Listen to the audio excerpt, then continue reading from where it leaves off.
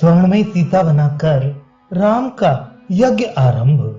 श्री रामदास जी कहते हैं, जब श्री राम ने सअश्वमेध यज्ञ करने का निश्चय किया, उस समय सीता तो वहां थी नहीं।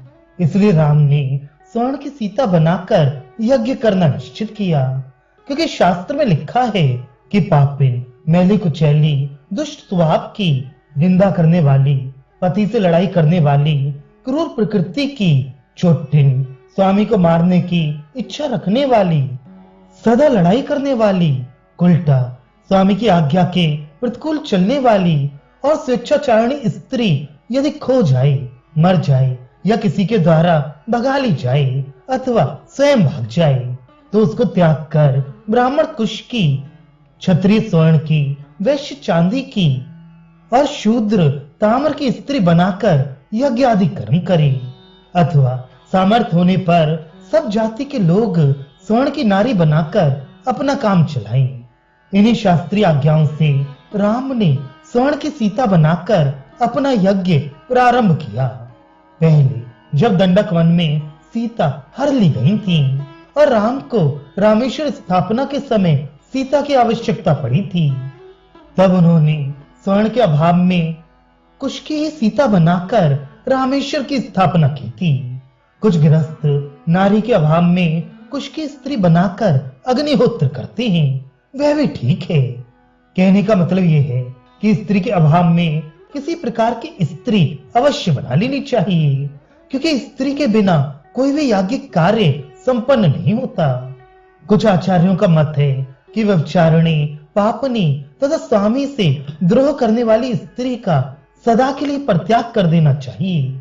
कुछ का यह मत है कि परित्याग कभी ना करे तो भी कोई हानि नहीं। राम ने प्रत्येक नवमी को एक अश्वमेध यज्ञ पूर्ण करने का निश्चय किया और भागीरथी के उत्तरी तट पर यज्ञशाला बनाने की बात ठहराई गई। प्रयाग से लेकर मुद्गल मुनि के आश्रम पर्यंत जितना स्थान था, वह स्वर्ण के हल से जोता गया। राम की उस यज्ञशाला के पास गंगा जी ठीक उत्तर की ओर बह रही थी। इसके अनंतर राम ने स्वर्णमयी सीता के साथ यज्ञ कार्य प्रारंभ किया। वे स्वर्ण की सीता अज्ञानी लोगों को देखने के लिए रखी गई थी, किंतु ज्ञानियों की दृष्टि में तो सत्य के जानकी सदा राम के वाम भाग में निवास करती थी। प्रत्येक यज्ञ के समाप्त हो जाने पर राम व स्वर्णमयी सीता अपने गुरु वशिष्ठ को दान दे दिया करते थे।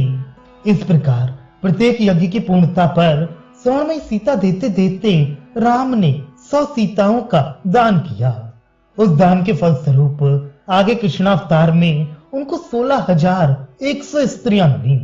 प्रत्येक यज्ञ में राम अपना श्यामकर्ण घोड़ा दिग्विजय के लिए छोड़ते थे। वह 4 दिन में चारों ओर घूमकर लौट आया करता था। साथ में शत्रुघ्न पुष्पक विमान पर बैठकर घोड़े की रक्षा के लिए जाया करते थे और रामचंद्र जी दीक्षा लेकर यज्ञशाला में बैठे रहते थे। इस प्रकार रामचंद्र जी ने 99 यज्ञ पूर्ण किया और अंतिम 100वां यज्ञ भी प्रारंभ कर दिया।